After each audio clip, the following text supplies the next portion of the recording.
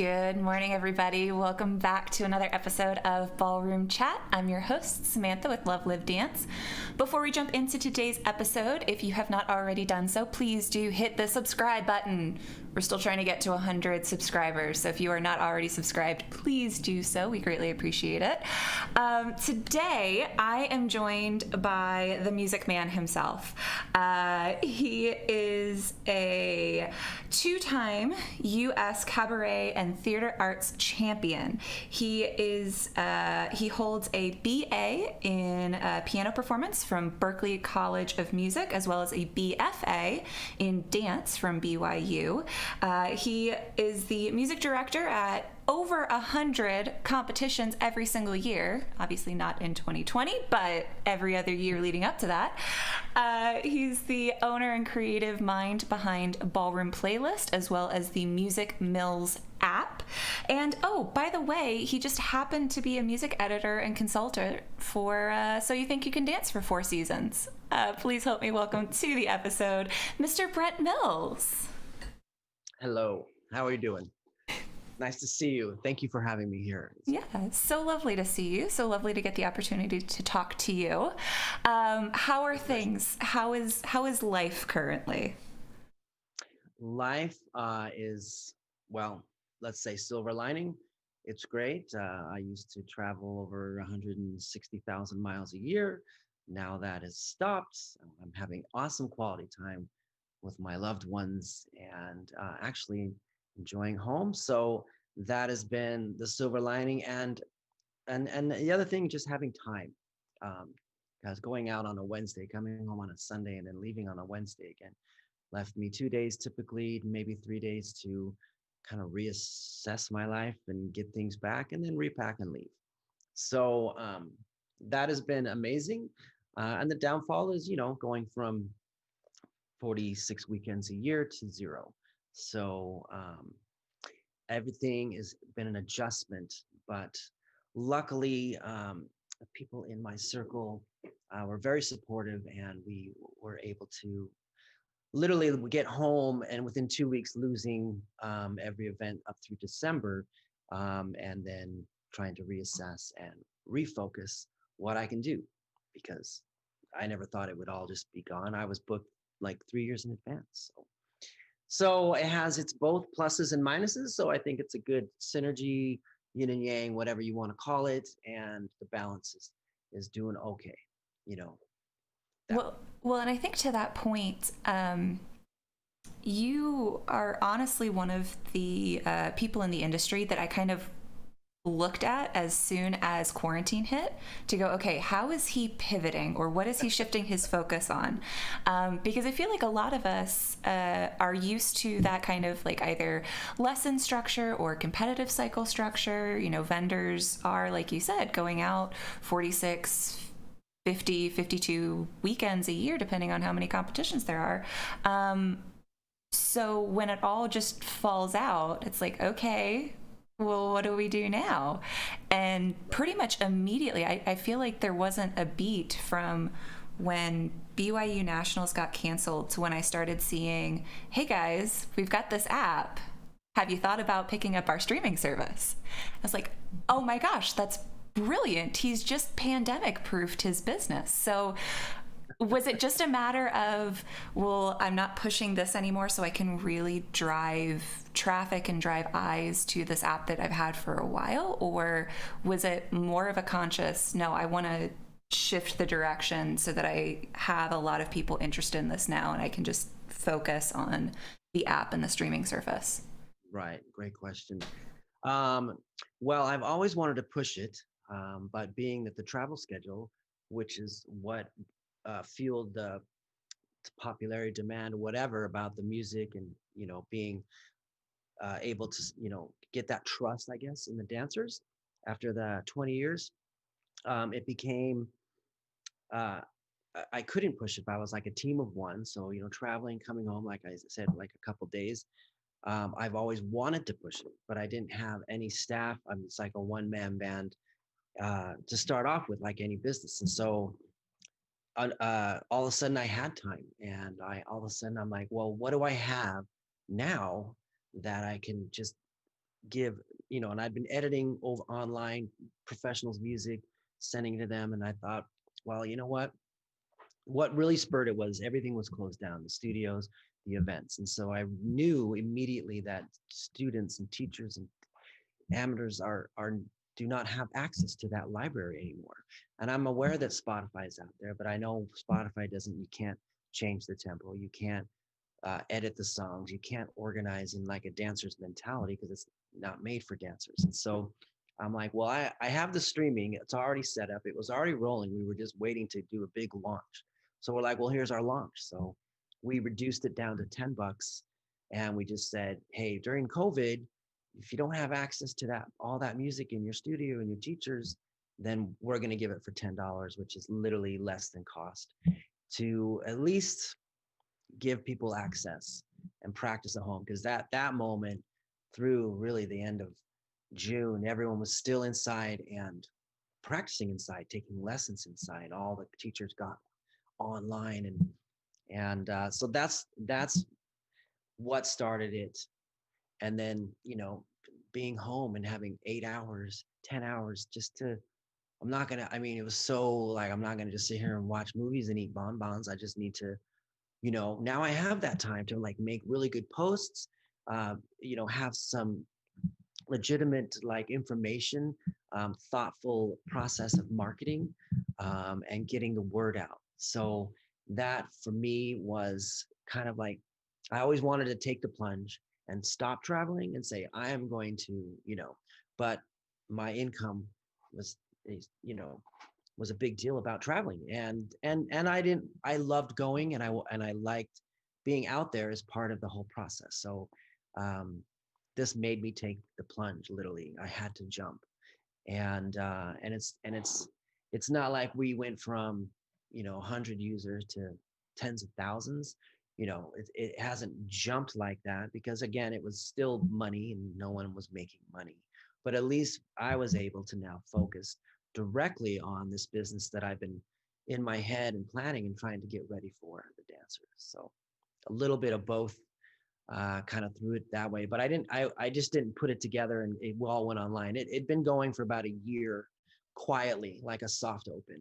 Mm. And then I guess we get to do the hard open. We had no choice. And so we scrambled and put it together. And yeah, we got about 30 or 40 really, people that just needed that music, studios, teachers, and whatnot. And we canceled out when this is over, and it's still rolling. So that's what started it all, and it's been all right so far. Nice. From a studio owner perspective, so I do not own a studio. I'm an independent instructor, but I still got the nasty gram about a year and a half ago from ASCAP saying you don't have your music licenses all in check.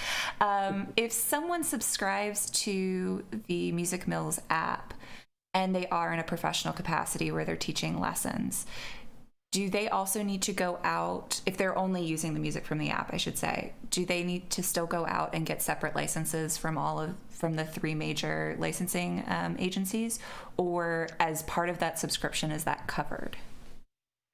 Officially, the part of the subscription, if you're subscribing officially, it does cover licensing, because it's the policy for the government is concerned. You can't be double taxed, so you don't have to pay like twice. So if you're paying a subscription, that means you are paying someone and they are paying. So we pay every 3 seconds. If you listen to a song, it gets dinged and we document it and it gets paid out. Little cents go out. So we were able to let people know, like, yeah, they'll call, ASCAP will call, BMI will call. Now what they're doing is they know people are just letting music roll, and so they do the, hey, we're big and scary and you're da da da ding, and then you get all nervous, and then but the fact is that if they really wanted to go for prosecuting or investigating, they'd have to fly an auditor to your studio, that he'd have to sit in your studio and listen to all of your music and make sure, find tracks that were from ASCAP, because they're not all from one place. Right. BMI, ASCAP, CSAC, like there's like four big ones. So they'd have to do that. Then they'd have to get the court dates, the lawyers, like it would be tens of thousands of dollars to prosecute, to come and find you in little old Utah, Yeah. to say you can't play that one song. Yeah. So they know that is not cost effective and is not realistic. So they just do the big, let's call everybody. And legitimately, do they have a case? Of course they do. That's the law. Every bar, every restaurant, they all have to pay, but there's different ways to pay. There's like just a blanket where you pay a fee and you can play music. You don't get to download it, you don't get to send it to people or broadcast, but in your place of business. Mm-hmm. So that's what that covers. Now, if you take a song and then you perform it publicly, record it, and sell it, that's a whole nother thing. It is not covered. But like, yeah, your studio. So that we realized that quickly you could just stop those phone calls and say, I pay for a subscription. And then they know they have to move on. So it does help with that, yes, because that's the confusing part. And yeah, everybody did get shut down. Everyone was putting their stuff online, and YouTube's like, bye, Yeah. bye. And the algorithm that they do, and sometimes they get it, sometimes they don't. A lot of times they'll ding it, but it'll say, uh, if you go into advanced, like more information, Mm-hmm. you'll see like, oh, it only got blocked in Albania, and it got blocked in Kazakhstan, like Mm-hmm. countries that like are way off the grid, not England, not North America, Canada. Like, so it looked like a big scary message, but if you really read the details, there's just, pretty closed down countries that are basically not allowing it. So, they are definitely trying to protect, which I can appreciate as a musician. That's awesome. I'm glad they have some kind of, thing. Before, remember pre-Napster days when everyone was just, you could get everything, for free. And that's what the record dealers are like, well, CDs are gone. How are we going to collect? And so Mm-hmm. that's how it all got online and got very efficient Yeah. that way. Yeah. Well, it's good to know. That's good to know that at least there's a little bit of coverage there, where if you are a member of the subscription fee, you are paying that out every month to have Yes. access to the Yeah. music. That you aren't having to also then go out and make sure that you have everything else in place if you're just doing it under your studio building. Obviously, if you're going Right. out and performing, that's a separate discussion. I want to talk a little bit about your kind of entry into the dance world, because while we know you, I think mostly for being a music director and now for providing this app, you actually had an amateur dance career for a while. And you were first a dancer and then became kind of this music guru in the industry. So, how did that all get started? How did that all start? So I was a musician first when I was really tiny, like 2 or 3 years old, looking at pictures of my older siblings' piano books, and I just tell stories and plunk out terribly, terribly made songs as a 3-year-old, really. But that was the beginning of me seeing something and wanting to put music to it.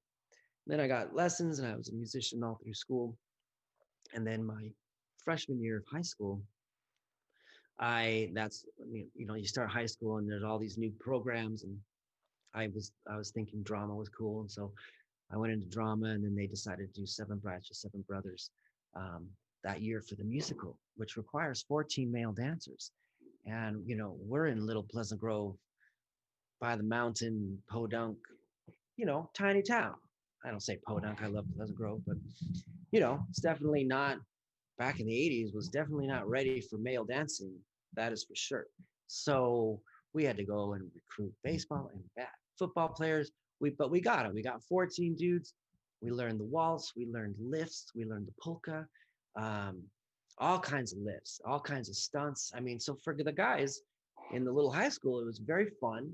We got to hang out with the girls, and that was always, hello. So we thought it was great. The musical ends, and all of a sudden we're like, well, we've been meeting for 3 months, doing this. Now what? And we wanted to keep going. So the director was like, well, let's just start a little ballroom team. And my director was a former alumni of the first Blackpool winning formation team in England. So she was part of that whole the whole history of the BYU dance company, even pre Lee Wakefield, like Roy Maver days. So we started that. It was just 1 hour after school every Tuesday, and we had a ball. She saw some kind of weirdness potential in me, suggested I take private, so that's I started. She was a cabaret theater arts. Roy Maver, who trained her, was the theater arts man of. He was the Baryshnikov theater arts, literally that guy. So I had a lot of heritage in my training about cabaret and theater arts. Also, training is in the Latin and ballroom. And yeah, by the time I was a senior, it became an official club at the school. We were doing like the prom, you know, the little things they do in the middle of the night, to break up all the making out and all that stuff. They're like, yeah, let's have a show. And, so that became, and then, years later, other kids from other high schools were coming to Pleasant Grove after school to be a part because they heard about this fun team. And as alumni would leave BYU, they would start a team in Orem High School, and then one started American Fork, and it just spread. And then Pleasant Grove became the first accredited PE accredited ballroom class in a high school recognized by the state school board, the first high school in America. It was the very first high school to say ballroom dance classes now, you can take this as an alternate for PE. So that was crazy. And then all the other school programs got on board. And of course, as more alumni came out of the program at BYU, more high school and then junior high and elementary. And now, as you know today, it's a massive team match, thousands of kids, high school, junior high, elementary. And it just became this thing. And, parents love their kids looking all cute, little ties, little, it's a perfect recipe for cuteness, right? So that's family. It's Utah. Hello, everyone wants their child to be an Osmond. So that is potentially even the bigger growth that way. So that's how that all began. Meanwhile, I was still doing music, and I was in the band, jazz band, and all that stuff. So I had this dual kind of role all through school, and then decided that if I'm gonna go to college, I'm gonna go to music school, and that's when I chose Berkeley in Boston, just to go there. And I originally went as a drummer because I had more chops as a drummer. I'd only taught myself how to play piano. I'd had training in a drum and bugle corps that I marched in for one season. Um, so I got in on drumming, and then I changed it to piano when I got there because yeah. So that's kind of like how that all went down, and that was all pre BYU. That was just like, okay, I'm out of school. I didn't even consider dancing as a career.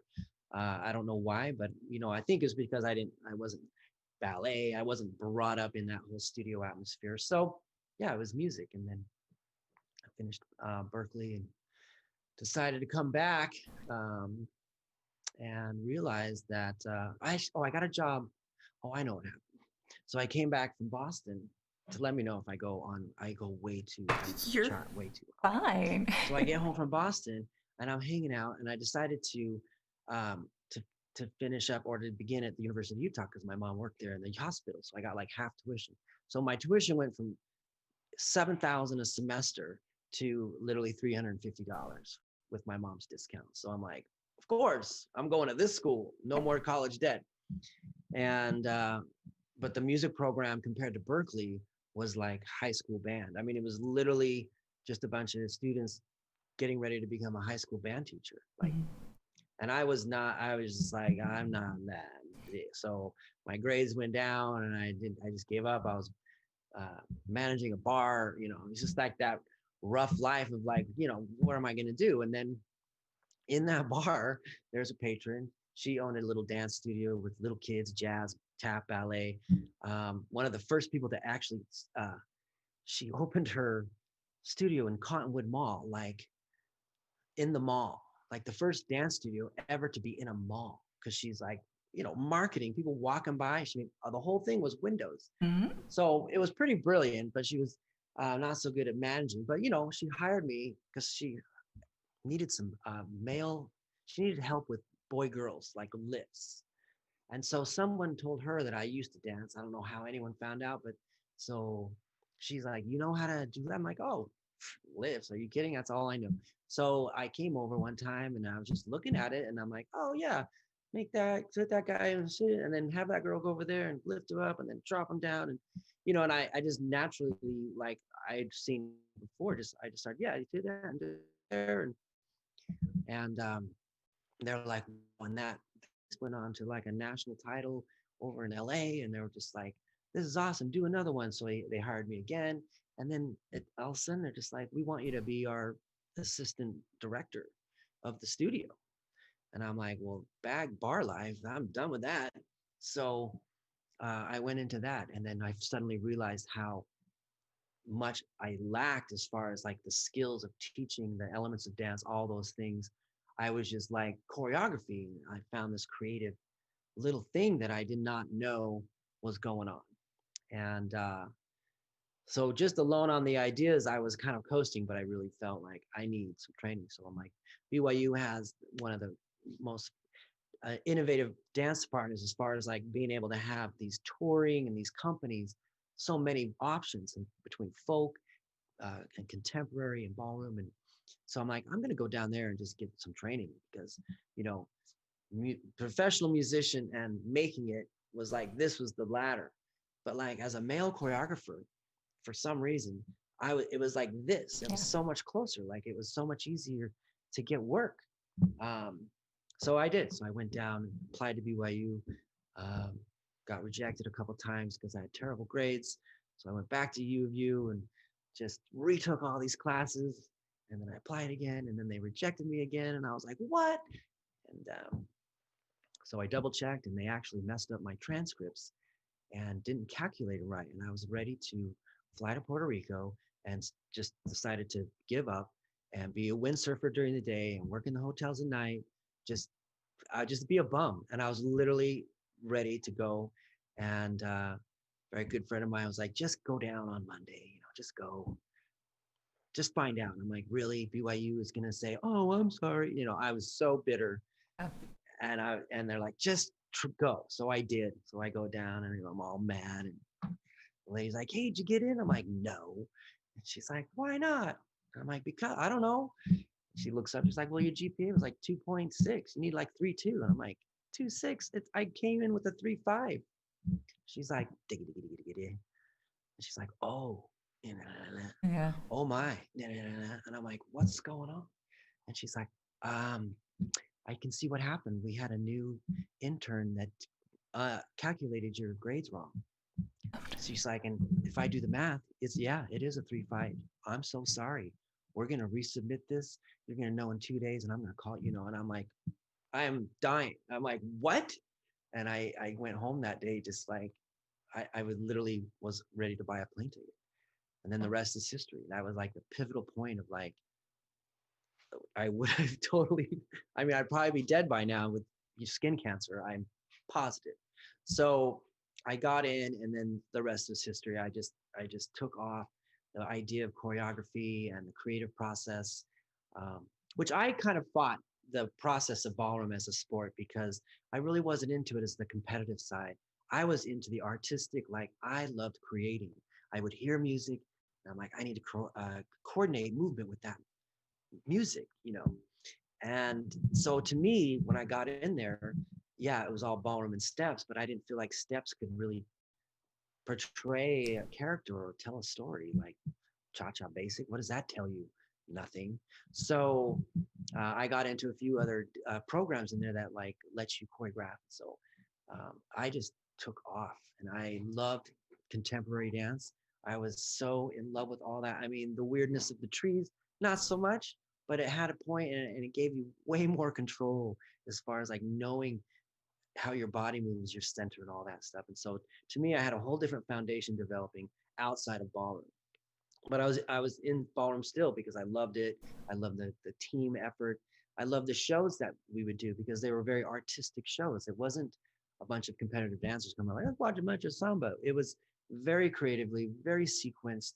And so that appealed to me. And so that took off. And then yeah, then graduated and then went to the whole thing. So that's my short story. Can you believe that? That's short.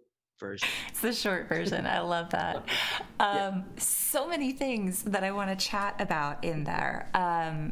So, just as a quick aside, I enjoy the fact that you mentioned that you see the artistic connection between music and dance, and that there is movement in the music. I have always felt like I'm a little bit of a crazy person because when a song comes on the radio, I can visually see what bodies are supposed to be doing to the song. Like I don't hear the music, I see it as a play or You're, performance. yeah, you're like me. That's what I do. Yeah. That's exactly what I do. And that's so hard to communicate to people that don't have that aspect. So Oh yeah, trust me. And when I started choreographing, um, I started choreographing when I moved from New York to, well, it first started at BYU before I moved. My last year, I got hired at the Hale Center Theater, right? And they did Joseph and the Amazing Technicolor Dreamcoat, which is literally, there's no dialogue. It is a full on, every piece is a music piece. It's so every piece was choreographically had to be set. So that was a nightmare. And Hale Center Theater is in the rounds. So around. there's four sides. Another nightmare. So when that was the first kind of professional gig that had really gone out on. And, I just did my thing, which was how ballroom people do. They show up, someone says, hey, do me a dinner. And you're like, okay. And you put on a song, and then you have to literally on the fly give a couple a creative routine and, something original and fresh. I mean, just on the fly. And I didn't realize, and it was so natural. I'm just like, yeah. So I would show up to rehearsals. I'm like, all right, you go over there and you do this. And then they do it. I'm like, no, let's just do it this way. And the dancers get so mad because I guess real choreographers come in, they have their notes, Yep. like this section, and then we're going to do, and then their little formations drawn out and all these details. And I'm like, blah. Yeah. I couldn't do it. I couldn't concentrate long enough to try and organize. And the other problem was I always choreographed. If I ever pre-choreographed, it was always too hard for everybody because Yes. I could do it. I could do it easy. Watch my style, bam, bam, bam, and then I would show it, and then I'd realize nobody can do this. Plus, they're actors, and actors. I'm sorry, acting community, you're not good dancers. That's it. Yeah, Actors it's don't make good dancers because they're all trained in a basement somewhere or someone's garage down the street, and it's just too much for them. They don't realize. So you're just like, so I would always have to dummy down the choreography because I had done all this, and they're like, can we just do kickball change and yeah. grapevine? And I'm like, easy. So to me, it was just easy on the fly to just start. That's how it, yeah. Well, and because I predominantly work with older adults and especially a lot of wedding couples, although 2020 being what it is, I have found that I'll listen to the song before I go into a wedding couple's first dance lesson, Mhm. but I purposefully won't start choreographing it until I go through, and I'll choreograph it like 16 or 32 counts at a time and immediately start filtering down or filtering up based on what they What you can see. physically do, right? It's Yeah. like, okay, Yeah. I know what I want to do to this Michael Bublé song, but you're not going to be able to do it. So how do You I don't know what water you're it doing. down? Yep. Yeah. Yep. Yeah. Happened to me many times. And the dancers would just, especially the really good ones, because they're used to all of this cut and dry, it's black and white. And I'm like, it's opening night. And I'm like, no, change it to this. I want you to do it, and they'd be freaking out. Yeah. And I'm like, and I would literally warn the cast, because I did this many more times for Hale, and then after New York, down in Arizona again for Hale, because they have a big one down there as well. And it was just a warning. I just said, look, this will change. It's going to evolve, and y'all need to deal with it because it's just I can't do it the other way. So just everybody relax. And if they knew that, they do it. But if some of those actors are so uptight. I mean, I would rather have a bunch of dancers and I could tell them, you know what, you need to act sad and lost and lonely. And I would get such a better performance out of dancers portraying that character than I would actors, because the actors, they can't think about acting. They have to think about left, right, left, cross in front, kickball change, whatever. So their acting goes out the door. The dancers, the movements inside, it's already muscle memory. So what do? They can just act. They can just play that character, because that's what dancers do. They have to do all this movement, and then they have to get behind a facade and make that whatever the character is of that choreography. So for me, actors out, dancers in. I'll tell them what to look like. It's so much easier. And I love you, actors. I'm so sorry. Well, we'll have to have a conversation off stream about about that. I can't wait. Just I hear your point, but it can go either way.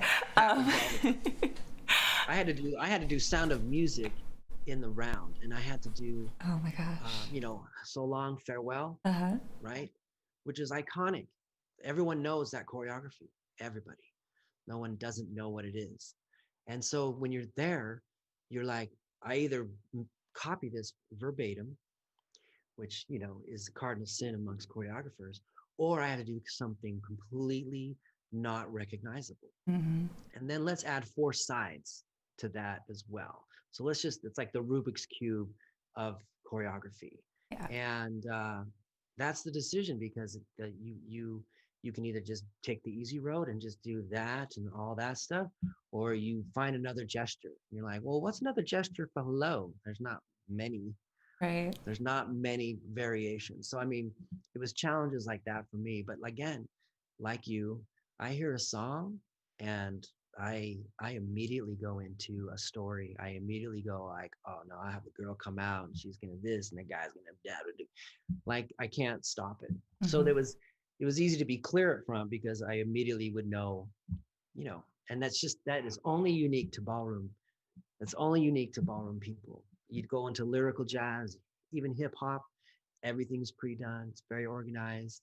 Nobody understands about choreographing on the fly. They would, because I've asked other choreographers, like, no, just come in, you'll get it. Just, sit down. And they're like, no, I'm not going to do that. They panic. Yeah. So it's interesting. It's been a great tool, because I've been able to produce for, dance companies or productions much faster than other dancers that I've watched. Other choreographers, how they process. Well, and I wonder, and I'd love to get your opinion on this. I wonder if part of that is because ballroom dance is so tied to the connection between two people. Like, you have to have a certain amount of emotional connection with your partner.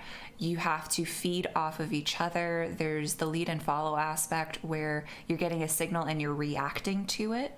So even if you go into a pre-choreographed, pre-planned routine, it's never going to be exactly the same every single time. There's still elements of, I want to play with the music on this, or I want to create a sharper moment than we've done in the past because I don't feel like our tango is hitting exactly the note that it needs to.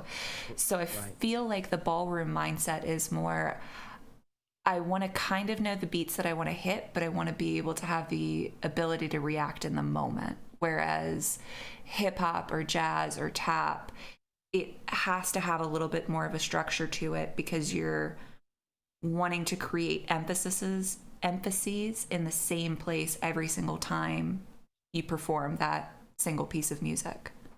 That's right. Same, like if you go to a salsa competition or bachata competition, it is not like our competition. The majority are groups, all the people on the thigh. They don't know the music's coming. You play it, everyone reacts and they roll. But like even West Coast swing, like the swing, salsa, bachata, Argentine tango, it's all based off of solos. Like they all still come out with their music. It's all choreographed. There's very little like, let's have all bachata and we pick out our 24 and our 12 and our 6.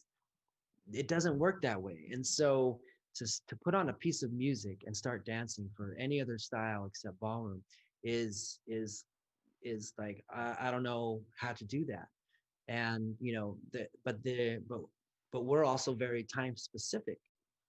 So the timing, doesn't, it's not because it's too fast or too slow, but if it gets faster, then it becomes another dance.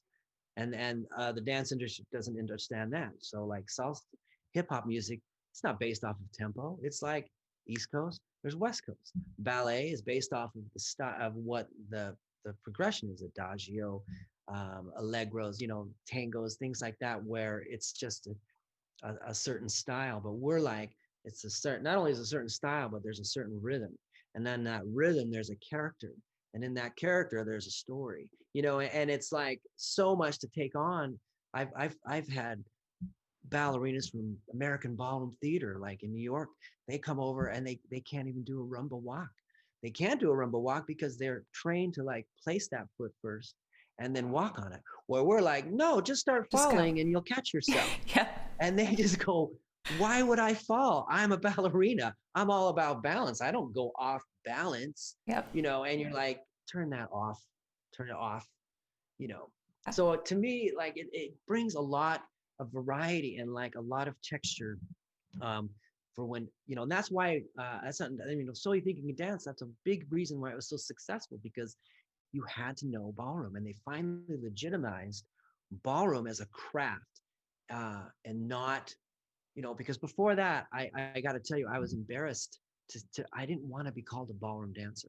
So when I was in New York and somebody like, oh yeah, he's a ballroom dancer, I'd be like, don't say that, because I know that the entire dance community, they hear ballroom dancing and then you're done, because they think of turned in feet, they think of fake tan, all the rhinestones. They don't give it a lot of validity because they can see that nobody has really taken time to say, don't turn your feet out.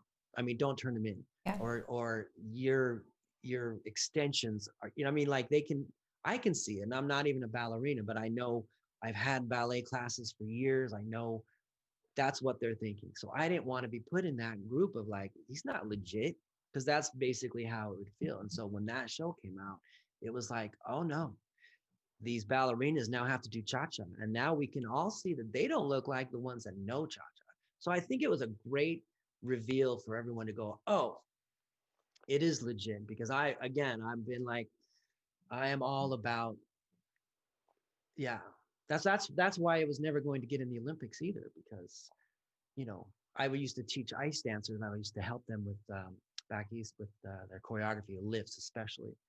And one time I was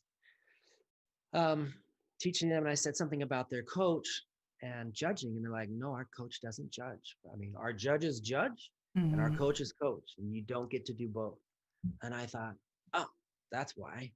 That's why you can't have a judge and then they teach you and then they get to judge you. That is like, to the Olympic committee, that's in bizarro land.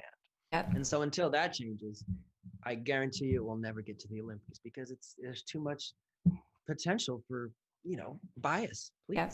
So yeah, I've always tried to mesh those two to get them legit, but the haters are on this side about the ballerina, the technique, and then the ballroom people are like, no, I am a world champion. I'm like, I know you're a world champion, but I still see your turned in foot every time, and that is wrong. Yeah. So I have to like stand back and just let it go. Yeah. Yes. A lot of ego going on. Definitely a lot of ego going on. Another entire podcast right there. Yeah, I was gonna say, it's talking about the divide between different dance styles could be a podcast on its own. Talking about whether or not judges and adjudicators should also be coaches, and amateurs versus professionals teaching, and that could be several podcasts in and of itself. Totally. So you brought up So You Think You Can Dance. I do want to talk about that. You were the music editor / consultant for 4 seasons of So You Think You Can Dance? Yeah. And I kind of want to like lump 2 questions into one if I can. So the first is just generally, what was that experience like? And then the second is, when obviously part of it is you're taking a 3-minute song and cutting it down to 120, 130, 140 for a performance showcase length and for TV. But the other part of it is, I'm sure you were taking arrangements that were in one tempo and one time signature and changing it because the dancer wanted to dance something different. Right. Most recent example, you published a version of Shallow in Oh, yeah. Viennese waltz That just got timing. released. Yes. Yeah, as a Viennese waltz. And maybe I'm incorrect, but the original recording is in 4/4, is it not? Mhm. Yeah. So, Yeah. so what was the experience like on So You Think You Can Dance? And what's the process like when you're taking these pop songs and completely changing them for the dance style? Okay. Well, quick history. When I was in New York, I was a professional dancer. I had a span of professional dancing, um, and and I was in Gary and Diana McDonald's studio, the World Tan Dance Champions, and very popular at the time. And I was teaching out of their studio, and all of a sudden they're like, "Hey, man, we want to do a." They knew I was a musician. Like, we want to do this Evita piece for the World Latin Show Dance Championship, but it was before there was mixing and digital and all this easy. It was before GarageBand, all that stuff, right? But digital editing was up and coming, and I was learning how to do it. Um, and they knew I was a drummer, so like, can you just make this Latin, make it sound Latin, add a clave, things like that? Because back then, before all this downloading was going on, you had to go down a record store down in some CD place in Manhattan into a Latino and just start listening. And you'd find her album and like, $17 for one track because it was a really good cha-cha, and you had to find it, and it had to be the tempo. So even if it wasn't the tempo, you're like, man. And so it's so hard to find good music, and for a performance, even worse. So they asked me if I would. So I manipulated it, I edited it, I did all these drum tracks. They ended up winning the United States Latin Show Dance Championship, and that kind of just opened up the opportunity of like, all music can now be manipulated pretty much over either editing, tempo change, or remixing. So I did Louis Van Amstel, I did Beata and Michael. I was fortunate that through Gary and Diana, thank you, my friends, I got connected, and one of them was Mary Murphy.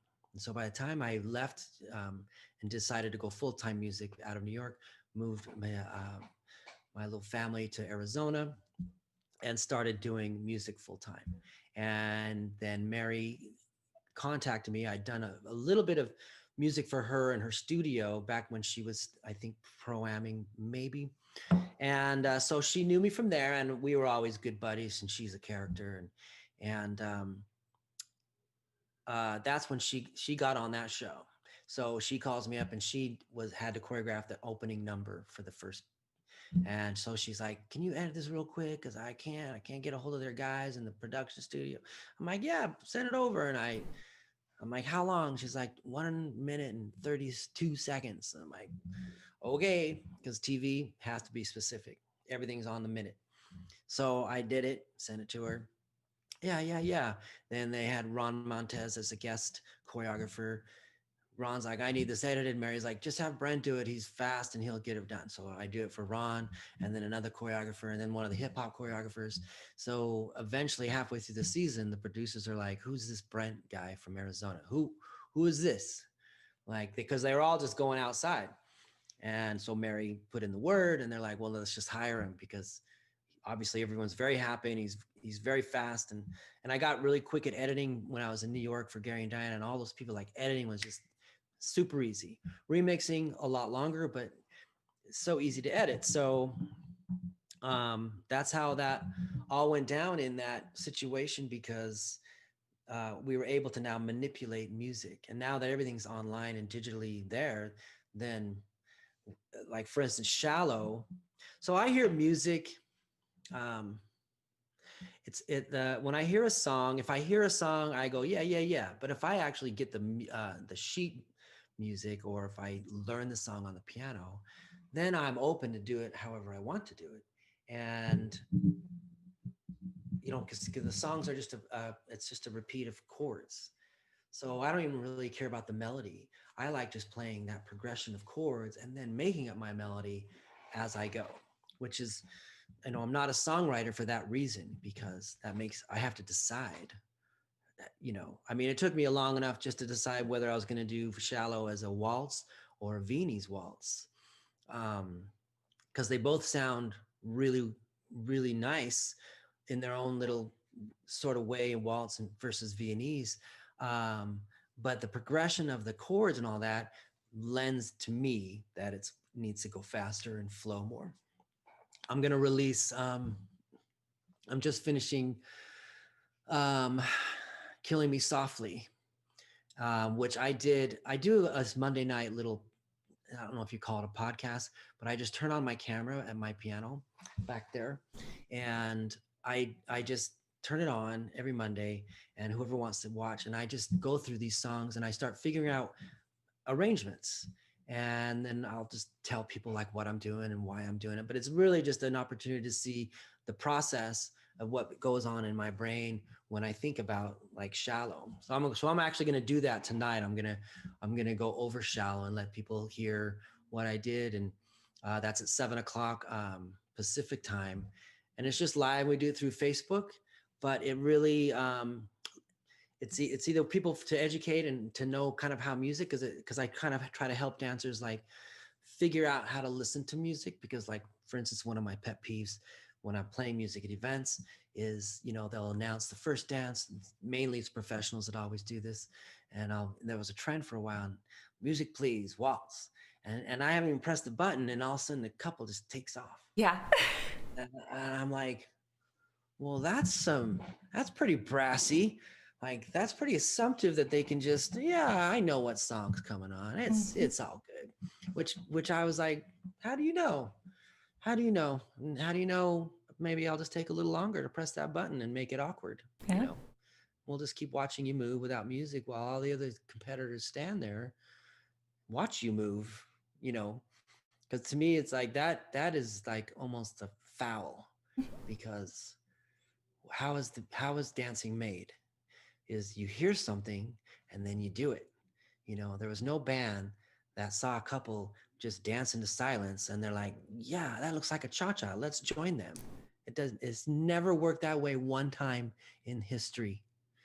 Okay, so it makes me laugh. I mean, there are pieces without music, but that's all contemporary and they're brilliant, and I get that process. But even without music, there is an internal rhythm that has to be there for those dancers to connect, obviously.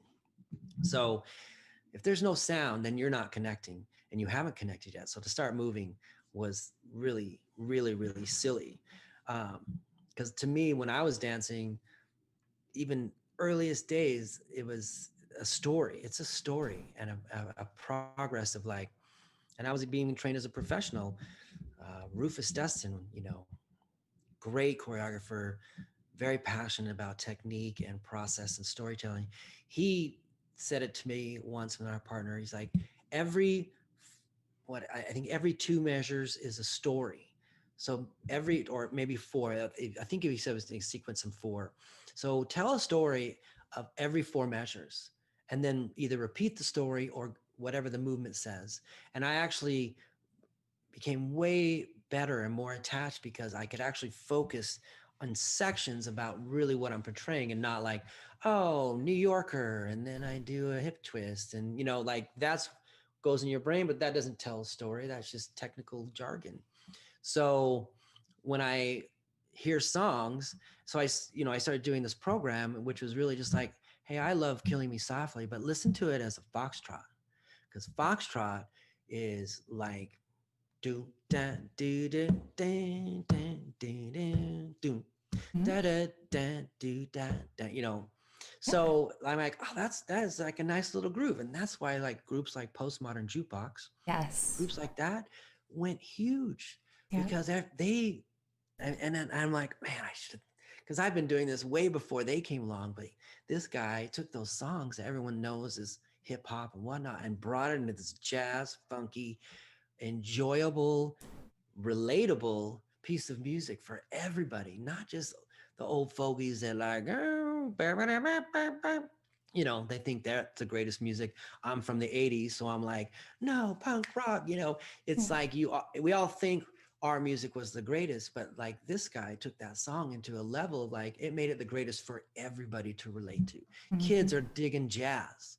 I mean, that's amazing because my daughter hates jazz, but this stuff, you know, she's 20, right? So she is like, nah, nah. But then she hears this stuff and like, oh my gosh, I love this song. And I just kind of smile internally Yeah. because, you know, it relates to everybody because that's what it is. It gives a story and it's a literal um, translation. So Mhm. that to me, when I heard that, I was like, oh, I can turn any song into any style, and I'm so used to it because at BYU I was a modern dance accompanist. So I got a job immediately when they heard I just came from Berkeley. They're like, "You want to play for Armani?" You know, and I was a drummer as well, so I had my drums, I had my piano, and I'd watch them do a sequence, and I'm like, "Oh yeah, that's really jazzy." So I'm gonna do something really lyrical and throw them off, and they had to deal with it, you know, because Yeah. that's modern dance, right? Yep. And so I learned really quickly how to improv and just play rhythm, rhythm and rhythm. So to me, my platform is not my music. This is my song. It's more like I'm making music for you to move to. I love creating something that enhances the visual, I guess. You Yeah. can say it that way. Even modern art, you know, I could put music to, I see a poster and I have rhythm in my head and all of a sudden I'm like jazzing it or I'm like Viennese waltz is in my brain. It's quite, it's quite disturbing sometimes, but like I can keep focus on like what a project can be and I get ideas all the time. Like I find more music in elevators and restaurants and hotel lobbies than I do trying to go and search for music. Yeah. So that's how that happened with Shallow and kind of putting those arrangements together like that. Well, and I love that too.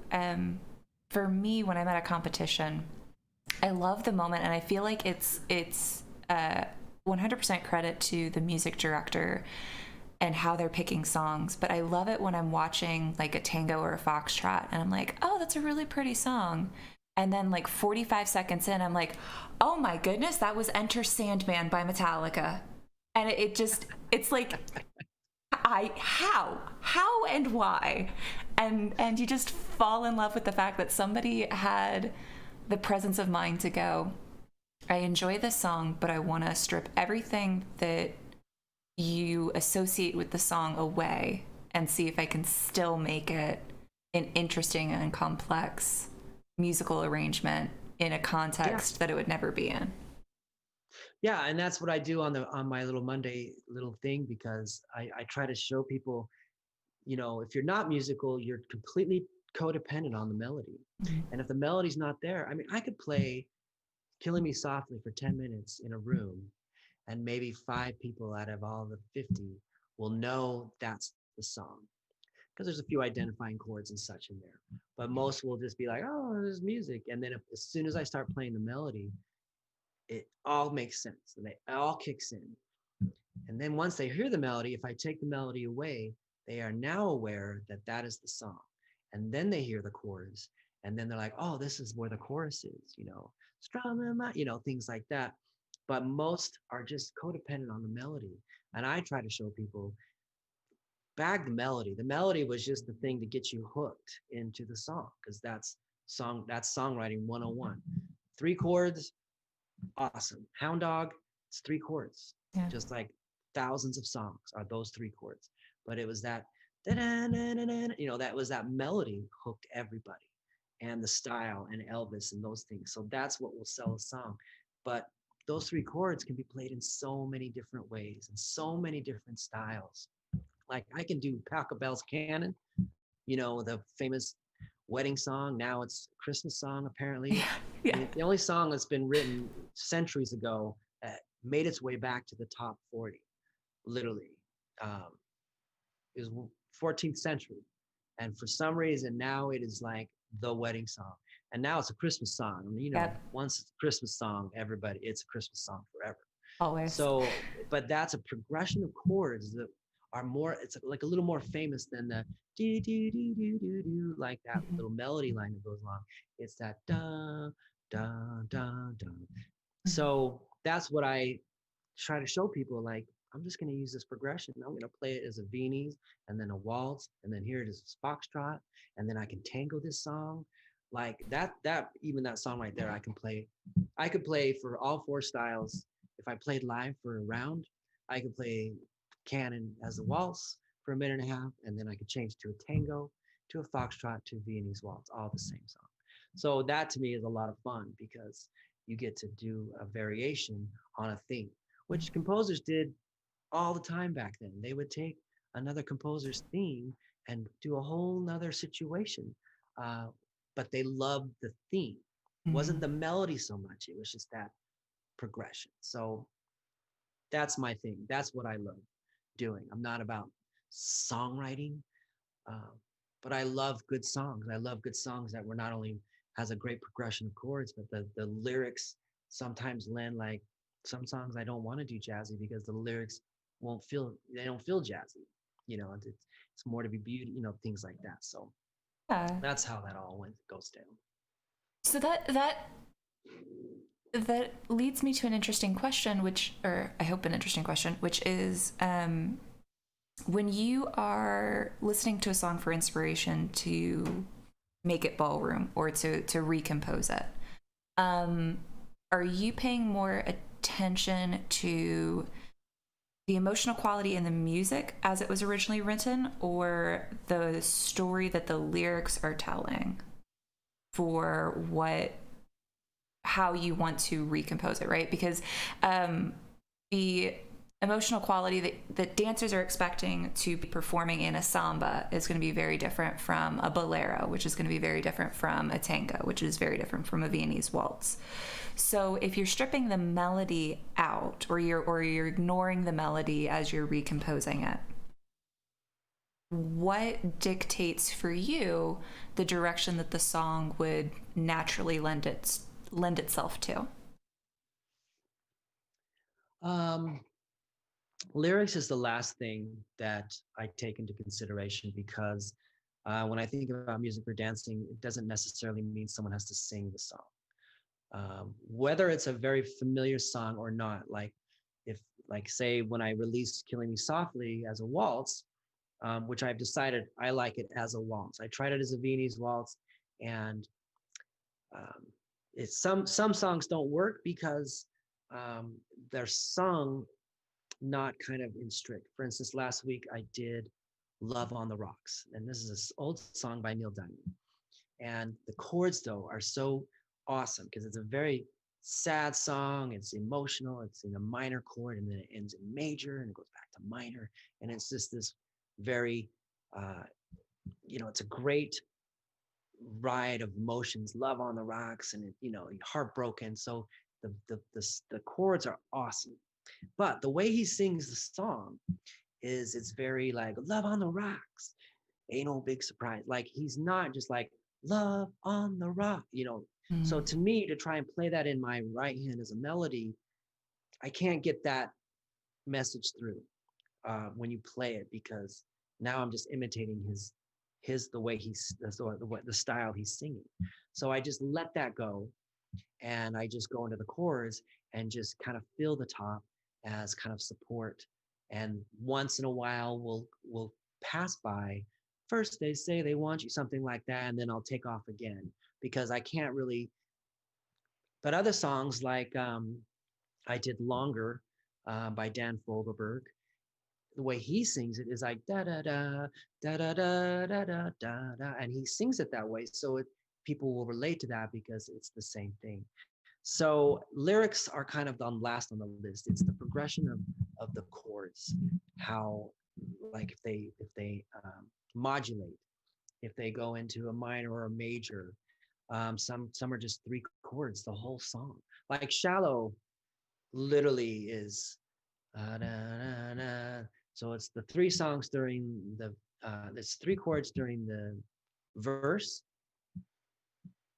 and four chords during the four different chords during the bridge and chorus. So there's nothing else to that song. So it's not like a real complicated and went all complex with the extensions and stuff like that. But the way they put it together is compelling because you have this kind of section first and then a big cry out loud when the chorus hits, la la, and that becomes minor. So it's funny because the happy songs start in major, and then when they go into the crying part in the chorus, now it's all minor. Or other songs like Neil Diamond starts minor because he's telling you a story, and then he goes into chorus and you're like, oh, inspiration, and it builds and falls and stuff like that. So that's how I will hear it. And just the style of music that changes. I just default by, because I've been listening to music for the last 20 years for dancers, right? And so I've watched them connect. I mean, I will literally watch dancers and I'll make sure there is someone is connecting with this, or, because, I'll get the stink face all the time, either from the dancers, a lot from the judges. They'll be up there judging this, and I'll play some song. Now, I may have found the song like 3 o'clock in the morning and I thought it was good, but I was sleep depoted. So, I've made the mistake, totally will confess. Not every song I thought was awesome, and I've missed it. And, but that's okay because I learned and I took it out. So it's not about my pride. Like, I love this song and I'm going to play it no matter what. Like, if people don't like it, I mean, I've done that with many songs that I thought, you guys are crazy. This is an amazing song. But if they don't like it, I take it out. And they'll look back, and they're like, and they'll give this crazy stink face. And I'm just like, I'm going to play another cha-cha in literally 5 minutes. Yeah. Like, seriously? It'll come back around. That's what you're mad about? Yeah, because it's so funny. Like it's like a restaurant, restaurants, if you've had a bad experience, they tell 10 people. If you've had a good experience, they tell one. That's just how it is. And it's so funny how dancers think, this mainly happens with judges, but, they're okay with coming up to me and be like, I did not like that song. I just not think, and you just hear them. And I used to get not offended, but it would stress me out because I'm like, oh, I didn't please one person, because I wanted everyone to connect. And, not every song's the awesome song, but I was hopefully filtering out the stale and the cheesy songs, right? Mm-hmm. But I just think it's funny because, I would never, if I was down on the floor, on deck, and I sit next to a dress designer, let's say, and then one of their dresses goes on, I would not be like, you know what? I just don't like green. I don't like that green you used. It's just not, just doesn't work for me. I wouldn't use green anymore. You know what I'm saying? And what do you think would happen? They'd slap you. They would be like, what? Blah, blah, blah, So I just think it's funny. Like, it's not okay to do that, but yeah, you can come up to me and be like, yeah, I didn't like that song. People are very connected to the music, yet they don't really act or do what really connected people do with music. Yeah. They just, at that moment, it wasn't their song. Yeah. And they're But on the flip side, you definitely have songs that will come on and you see the entire judging panel trying to be very serious, but they've got the hip going or the knee bouncing or the shoulders are popping. Yes. And it's like, aha. And I watch that. I love to see them connect. Yeah. And the best part, this is the best part. This is like sweet justice, is when, and I know it's happening because I'll play a new song. I'll know it's new, and I'll know it's a little different. It's got a little tweak on it or whatever, but I'm going to play it anyway, just to see how it rolls. And, I watch the judges, and there's judges, tapping and going on, and then they'll come up. I don't know. I'll play it like 2 weeks later somewhere. It'll be in a different place. Uh-huh. And they'll be like, I didn't like that song, and I'll be like, really? Because 2 weeks ago in New York, your foot was tapping. You were like having a little jam to that song. Mm-hmm. I really was. I'm like, yeah, you were digging it. So you might want to check yourself on your little opinion there, because you don't get to say it if it doesn't stay consistent like that. Right. It just completely invalidates anybody's opinion. I just go, okay, well, thanks. Have a nice day. Yeah. You can go back to your little closed bubble and your little world and figure it out. But that's what typically can happen. Well, and I think that's one of those unique things about music too, is that it hits differently depending on what mood you're in, what else is going on in your life. The same song played at different periods in your life can mean very different things. You could absolutely hate it as you're a teenager because it's on the radio all the time. And then in, later in life when it comes on, you're like, oh my gosh, that was always on the radio when I was 16. And I remember driving in the car with my boyfriend and we were going down a country road and we were laughing that why is it always this song? But it just kind of takes you back to a place. Or later in life you can be like, man, that was a song that jerk that I dated in high school used to listen to all the time and I can't stand That's it true, now. because there's always stories related to songs, especially past songs. And what I find a lot when people like for showcases, especially, or solos, um, the pros do this a lot. And what happens is they have their favorite song that they related to. Something happened in high school, whatever, all kinds of stories behind a song. And then they think that it's compelling enough that the audience is going to immediately understand all of this that went through years of whatever for this one song. And a perfect example for me is I love the song Come Sail Away by Styx. It's an old 80s tune. It's just grand size, this big breakout section. It is, back in my day, it was just this great song, great piano riff in the beginning. And I've actually made into a Viennese waltz as well, but I'll be later. But yet, if I try to take that song and get my partner and try to dance to that song as a presentation, nobody is going to they're not going to be able to see my connection because there's way too many, memories or whatever in the song. Plus the song is so epic, it's not going to relate well. Even if I got in a sailor outfit and like, come sail away, like it's still, even in the literal sense, it's still not going to do well for an audience because there's not enough. It's not enough. And so I see that mistake made a lot because they think it's their favorite song, so it's got to be everybody's favorite song. And then it tanks and it's just very awkward on the floor. Or they keep doing things that we've seen. If I see another Chicago piece, I'm going to do something. It's terrible. It's crazy. If I see another Phantom piece. Now, if you want to do Phantom and put a mask on, then come out in like a banana hammock or something, like make me laugh, like throw me off. Because when I hear that song, I immediately assume it's just going to be a cape, some guy in some mask, and some girl that's in distress. That's the dance. And I don't even have to watch it, but that's what's going to happen. So to me, if you choose common music or something that is already out there, you need to go way past the typical and throw people off. And that's the secret. You either find that piece that shows and portrays your whole intention and the character and the story that you want to tell, or you use a piece that everybody knows and make them look at it a little differently. For those 3 minutes. That's the challenge. And I throw that out to all professionals because, don't take the easy road because, you may be new for 5 people in the audience, but everybody else is like, they're ready to walk out and get a drink, because they're not connected. And that's your responsibility. You have to connect with the people you're giving performance to.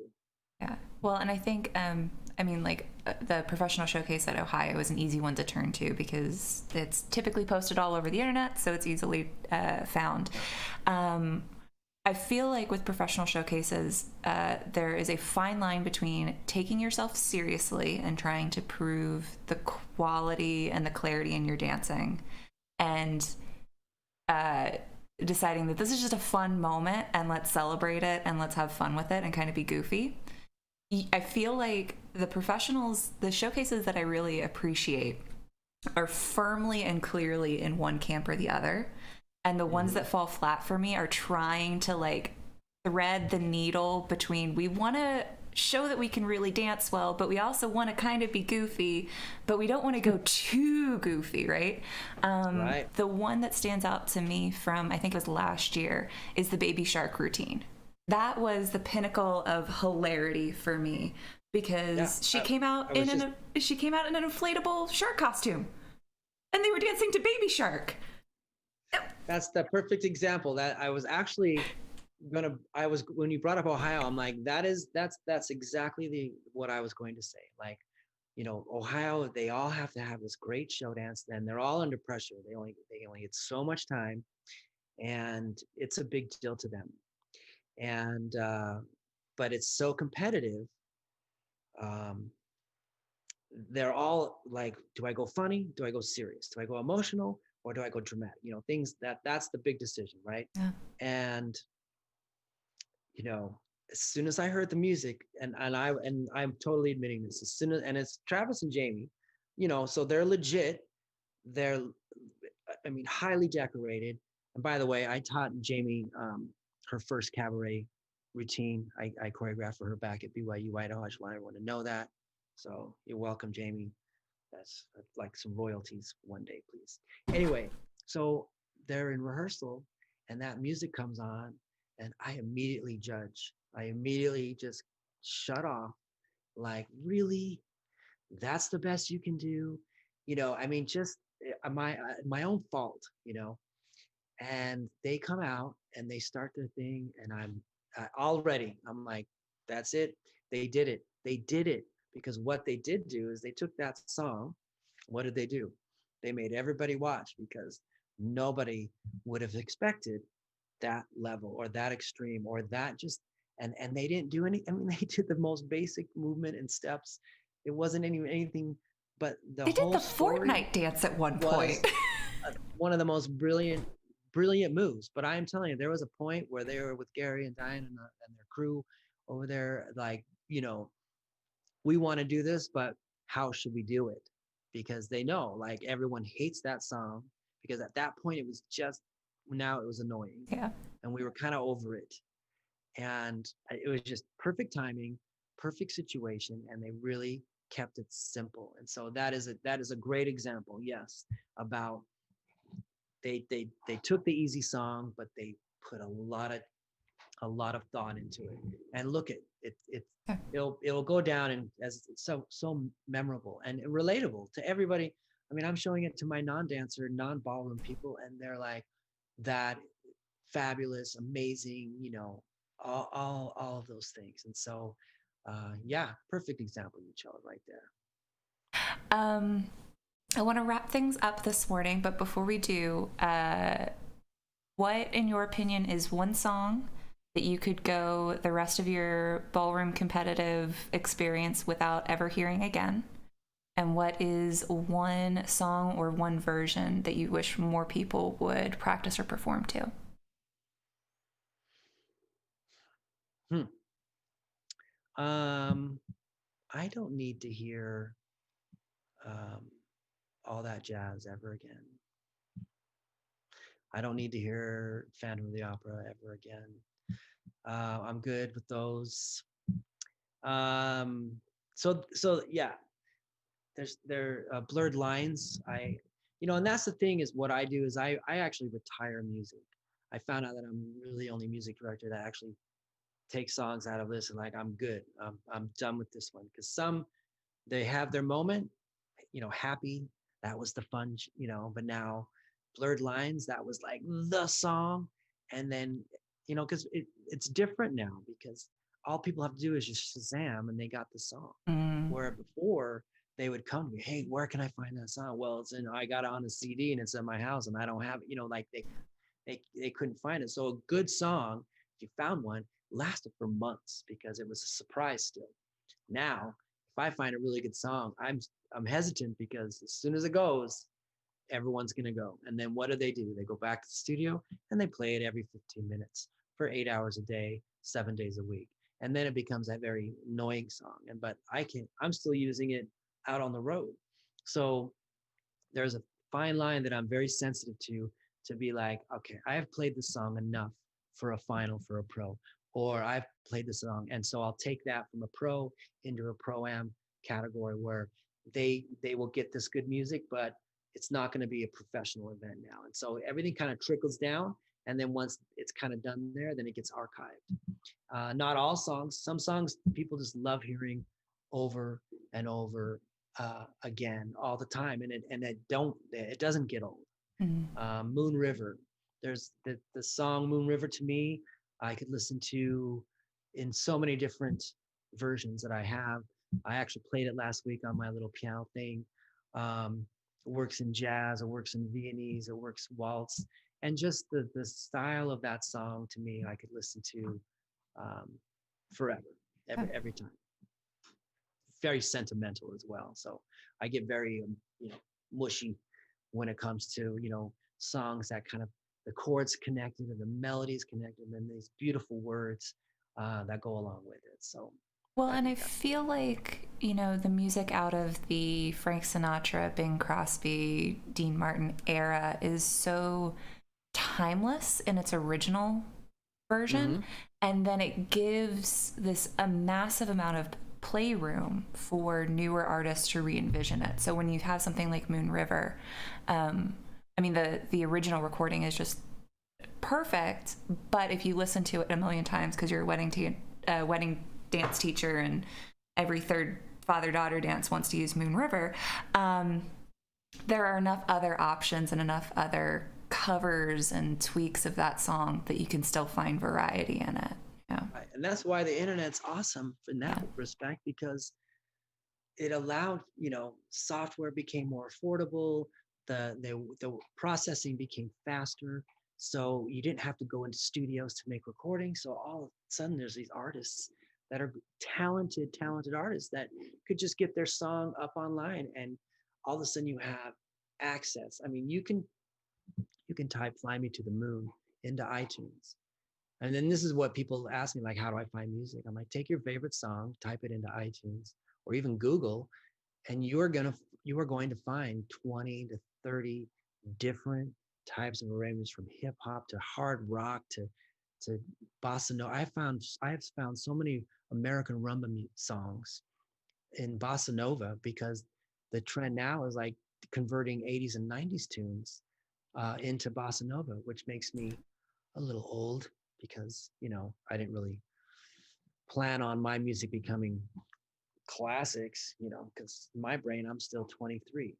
But besides that, it's the fact that people can now not only find it and get it, but there's just a whole new world of music for dancers that was not there before, and they just had to have whatever was given. So that has been a blessing for dancers for sure, to find that music like that.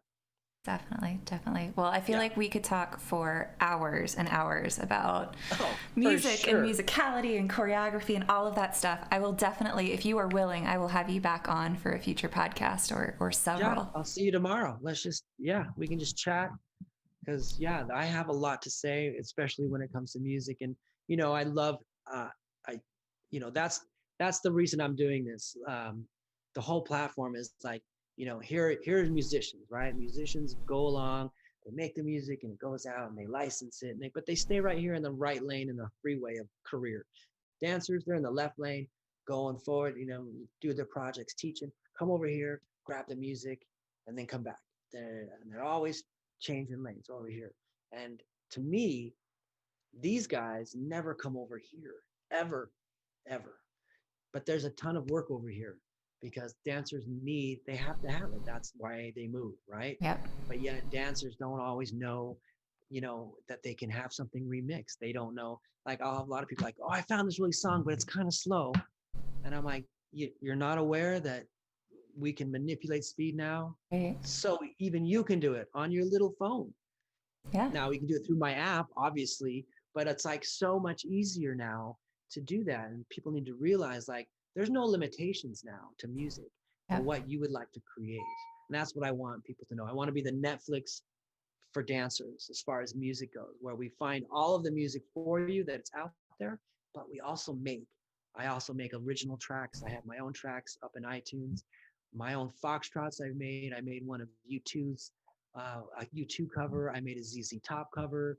Um, so you can check all that out, but it's like, that's what I love doing. And that's the whole purpose of, like, let's just share and share alike. I love it. I love it. Well, thank you so much, Brent, for being on. You're welcome. Thanks for having me. It's indeed a pleasure. I'm so glad you're doing this. There needs to be a lot more talk about, the realistic things about dancing, where it's going on, how it's going on, and where it's going, and how to stay in touch, because everyone is so spread out now, and we don't get a kind of come on. I don't know what I'm trying to like. We don't get to connect Yeah. anymore. The camaraderie. That's what I'm trying to think. As far as seeing each other. So to me, it's like, let's keep in touch. And that's why I just went online and like, all right, here's a tune and here's a song. And if it's being tagged, then I'll give you a song that I own, and you can borrow it until, like I've leased out my so much music since March, just for those that, they don't have the money to, pay for the licensing of this Michael Jackson tune, because it's tens of thousands of dollars. Yeah. So, I just want to be that tool basically for the dancers. And thank you for having me here. I appreciate it very much. Thank you. Thank you. I appreciate that. If you would like to find out more, maybe potentially subscribe to MusicMills app, you can do so using the links below in the description. So please do check that out. If you are a dancer or a studio owner that's interested in providing awesome music for your clients or just for your practice rounds, go ahead and check out the MusicMills app.